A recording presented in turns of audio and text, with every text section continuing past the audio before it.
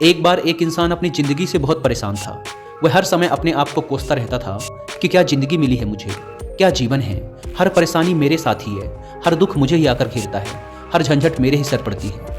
एक दिन इसी तरह अपने आप को बैठा हुआ कोस रहा था कि क्या नसीब है मेरा, क्या किस्मत है मेरी, क्या ज़िंदगी है मेरी, कि तभी अचानक एक बाज अपने शिकार को पंजों में दबाए हुए एक पेड़ पर आकर बैठ जाता है और वहीं पर अपने उस शिकार को खाने लग जाता है। यह परेशान आदमी जब उस बाज को देखता है तो कहने लगता है कि क्या ज़िंदगी है इसकी, क्या जीवन जी रहा है मजे का। ना इसे खाने की चिंता, ना पीने की, ना पहनने की और ना ही परिवार की। शिकार करता है और मस्त खुली हवाओं में कभी इधर घूमता है, कभी उधर घूमता है, सारे दिन आसमान में उड़ता रहता है। असल ज़िंदगी तो यही है, जीवन तो ये जी रहा है। और फिर वो आसमान की तरफ देखकर ज़ोर ज़ोर से चिल्लाता है कि काश मैं भी एक बाज होता तो मुझे भी कोई दुख ना होता, मुझे भी कोई परेशानी ना होती, काश मैं भी एक बाज होता। जब वह 2 से 3 बार ज़ोर ज़ोर से चिल्लाता है कि काश मैं भी एक बाज होता तो मुझे भी कोई दुख ना होता, मुझे भी कोई परेशानी ना होती, तो अचानक आसमान में बिजली कड़कने लग जाती है और आसमान से आवाज़ आती है कि हे इंसान, क्या ये हमने सच सुना कि तू हमारी दी हुई ज़िंदगी से परेशान है और तू एक बाज बनना चाहता है। तो इस आकाशवाणी को सुनकर यह इंसान हैरान रह जाता है और आसमान की तरफ देखकर कहता है कि हाँ, मैं सच में अपनी इस ज़िंदगी से बहुत परेशान हूँ, क्योंकि हर परेशानी मेरे साथ ही है, हर दुख मुझे ही है, हर तकलीफ़ मेरे ही साथ है। तो आसमान से फिर आवाज़ आती है कि हे इंसान, एक बार फिर सोच ले, हमने तुझे बड़ी प्यारी ज़िंदगी दी है, लेकिन अगर फिर भी तू चाहता है कि हम तुझे बाज बना दें तो हम तुझे बाज बना देंगे। लेकिन अगर एक बार हमने तुझे बाज बना दिया तो फिर हम तुझे बाज से इंसान दोबारा नहीं बनाएंगे। तो यह आदमी तुरंत जवाब देता है कि मैंने अच्छी तरह से सोच लिया है कि मुझे बाज ही बनना है, और एक बार बाज बनने के बाद मैं दोबारा कभी नहीं कहूँगा कि मुझे इंसान बनना है। तभी ऊपर से आवाज़ आती है कि जैसी तुम्हारी इच्छा, और वह इंसान बाज बन जाता है। बाज बनते ही वह इंसान खुली हवाओं में उड़ने लगता है, कभी उड़ता हुआ इधर चला जाता है, कभी उड़ता हुआ उधर चला जाता है और सोचता है क्या मज़े की ज़िंदगी है। असल ज़िंदगी तो यही है, ना कोई चिंता, ना कोई परेशानी, ना कोई डर। वह सारा दिन ऊंचे आसमान में उड़ता रहता है, 2-3 मिनट पंख मारता है, उसके बाद पंख मारना बंद कर देता है और लंबे समय तक हवाओं में तैरता रहता है। इसी तरह हवाओं में तैरते हुए शाम का समय नज़दीक आ जाता है तो वह सोचता है कि मेरे पास रहने का एक ठिकाना भी होना चाहिए, मेरा अपना एक घर होना चाहिए जहाँ मैं रात में आराम कर सकूँ। तो यह सोचकर वह छोटी छोटी लकड़ियाँ इकट्ठा करने लग जाता है और एक ऊंचे पेड़ पर अपना घोंसला बनाने लग जाता है। एक एक लकड़ियाँ इकट्ठा करके वह अपने लिए एक सुंदर सा घोंसला तैयार कर लेता है और रात में उसी में सो जाता है और सोचता है सुबह उठकर शिकार भी करूँगा और सुबह उठकर फिर से मौज मस्ती भी करेंगे, खुली हवाओं में उड़ेंगे। सुबह होते ही वह शिकार की तलाश में निकल पड़ता है, हवाओं में उड़ता रहता है। ऊपर से जाकर देखता है कि कहीं ज़मीन में मुझे कोई शिकार नज़र आए तो मैं तुरंत जाकर उसे दबोच लूँ और वहीं पर खा लूँ, लेकिन उसे कोई शिकार नज़र नहीं आता। काफ़ी समय बीत जाता है, वह लगातार ऊंचाई से शिकार को ढूंढता रहता है, लेकिन उसे कोई शिकार नहीं मिलता। फिर पास ही एक जंगल होता है, यह उस जंगल में चला जाता है, यह सोचकर कि शायद वहाँ कोई अच्छा सा शिकार मेरे हाथ आ जाए।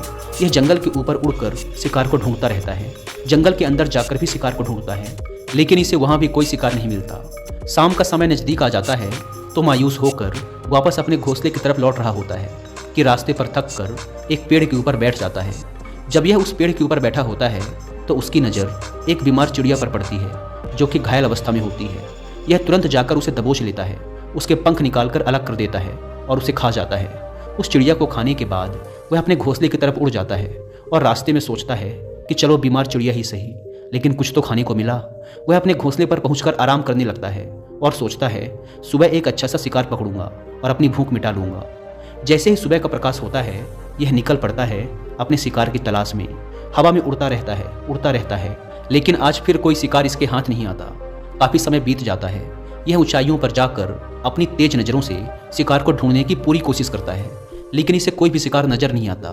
फिर यह पास के उस जंगल की तरफ चला जाता है, लेकिन इसे वहाँ भी कोई शिकार नहीं मिलता।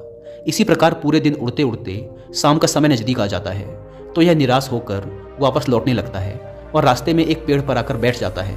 सोचता है शायद आज फिर कोई बीमार चिड़िया मेरा इंतजार कर रही हो, लेकिन हर बार किस्मत मेहरबान थोड़ी होती है। आज इसे कोई बीमार चिड़िया नहीं मिलती। यह थक हार कर वापस अपने घोंसले की तरफ चल पड़ता है और घोंसले पर पहुंचकर भूखा प्यासा ही सो जाता है और सोचता है कल सुबह एक बड़ा सा शिकार पकड़ूंगा और आज की भूख भी मिटा लूंगा। रात को अपने घोंसले में सोया होता है, गहरी नींद में होता है कि तभी एक भयानक तूफान आता है। इस तूफान की हवा इतनी तेज होती है कि इसके घोंसले को उड़ाकर एक जगह फेंकती है और उसे कहीं दूर दूसरी जगह फेंकती है। तो ये जहाँ पर गिरता है वहाँ नीचे एक नोकदार लकड़ी पड़ी होती है जो इसके पंजे में गड़ जाती है और इसे बुरी तरह घायल कर देती है। तूफान के रुकने के बाद बारिश शुरू हो जाती है। तेज बारिश होती रहती है पर यह किसी तरह से पेड़ों के नीचे छुपकर बैठा रहता है। बड़ी मुश्किल से इसकी रात कटती है। जब सुबह होती है तो बारिश रुक जाती है।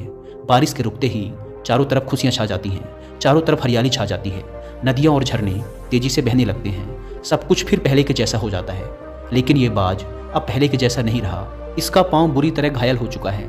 इसके पंजे में जो लकड़ी लगी थी उसकी वजह से इसका पंजा बुरी तरह छत बिछत हो गया है।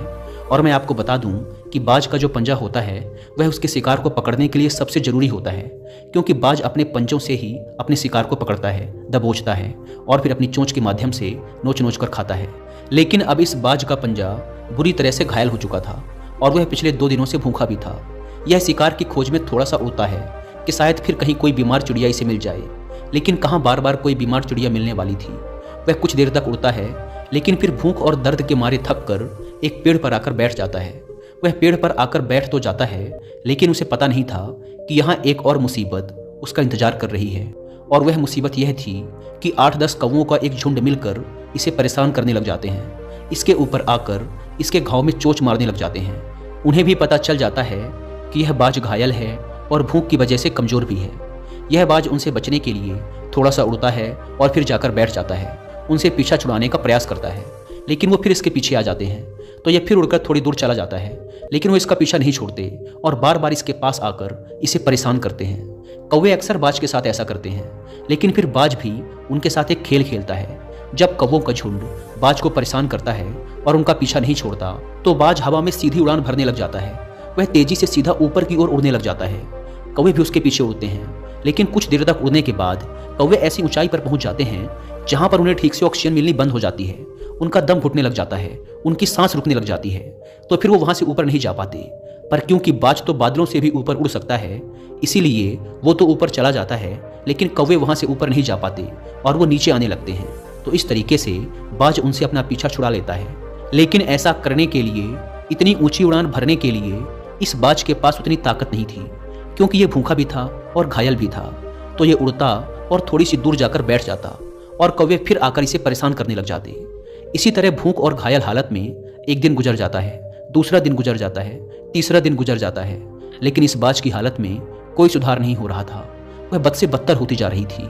चौथे दिन जब ये बिल्कुल खत्म होने पर आ जाता है, इसके अंदर बिल्कुल ताकत नहीं बचती और इसका शरीर इसका साथ छोड़ने लगता है, तो यह किसी तरीके से उड़कर पास ही इंसानों की एक हॉस्पिटल होती है उसकी छत पर आकर बैठ जाता है और वहां से आने जाने वाले मरीजों को देखता है और अपने आप से कहता है कि काश आज मैं एक इंसान होता तो ऐसे छोटे मोटे जख्मों का हॉस्पिटल से इलाज करवा लेता, या किसी को बता देता कि मैं भूखा हूँ, परेशान हूँ, मेरे साथ ये परेशानी है।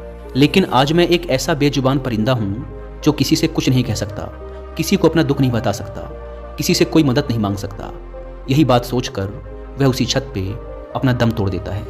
वह अपनी जान की कुर्बानी तो दे जाता है लेकिन साथ ही साथ हमें यह सीख भी दे जाता है कि आपको जैसा बनाया गया है, आप जैसे भी हो उसी में खुश रहो और उसी में बेहतर करने की कोशिश करते रहो, ना कि इस बात से परेशान रहो कि काश मैं ऐसा होता, काश मैं वैसा होता, काश मैं ये बन जाऊं।